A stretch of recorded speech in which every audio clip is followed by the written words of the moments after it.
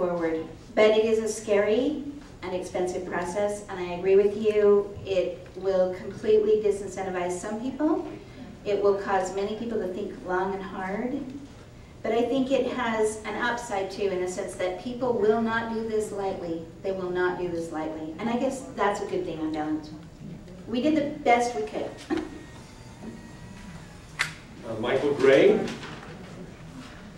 Michael here.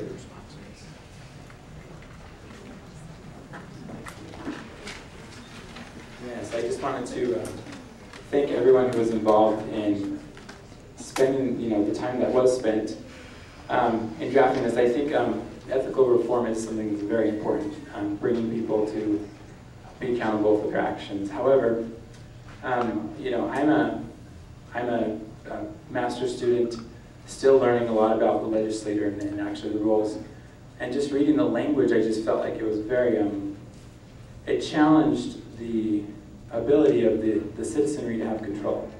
I feel like there is a lot of language that's really derogatory and sometimes given too much power. And I know Carl Snow mentioned that this, he said this, wouldn't create another power and some other things that just stuck on me. But I really think that we need to be careful because this is giving another group power. And I think we should, I still consider this a draft. I think, I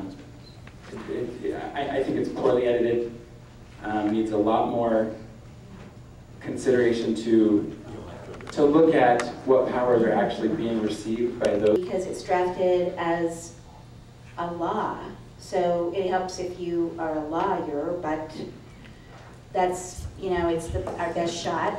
Is there a way to do it? Yeah.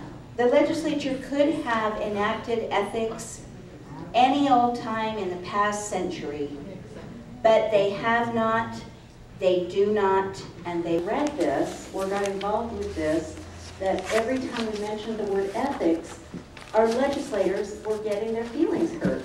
This is not about our legislators. It's not a dig on any one of the people who are working up there in government.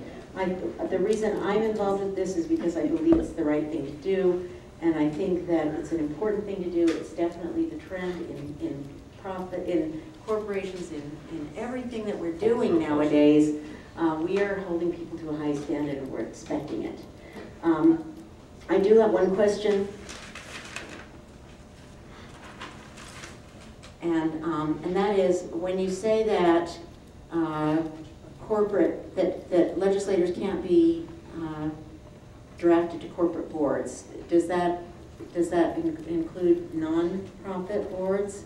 And how do we know if that's why they were being brought onto that board? Thank you. Yes, it does include nonprofit boards if, and remember the standard is, if the reason you're being drafted to the board is because you are a legislator, and the other requirement is that you personally will benefit from any bill, by being on the board, any bill that you're running in the legislature has a personal benefit for you, then no, you may not be on the board. But you have to be compensated, the standards are, you have to be paid. Many nonprofit boards are not paid. I've been on a million that were not paid. I didn't get my Mercedes every year. And so you have to be paid. You have to be, the reason you're on the board is because you're also a legislator, and as a legislator, you're sponsoring legislation that benefits you personally. Then you cannot be on that board. So I think the nonprofit would probably be okay, but it would depend. It does apply to nonprofits. Okay. Thank you. We need to close, although the library remind us we need to be out of this room by 9 o'clock. Thank you very, very much for coming. Thanks for your very good behavior toward one another. I know there's some strong feelings here on both sides.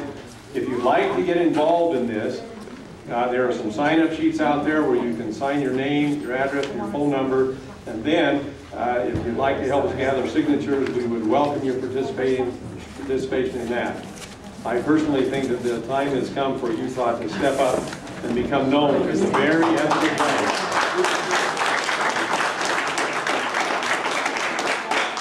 Ron reminds us we have summaries of the of the proposal out there. There are several things you can pick up on your way out.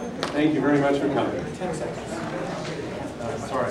Sorry, we're over.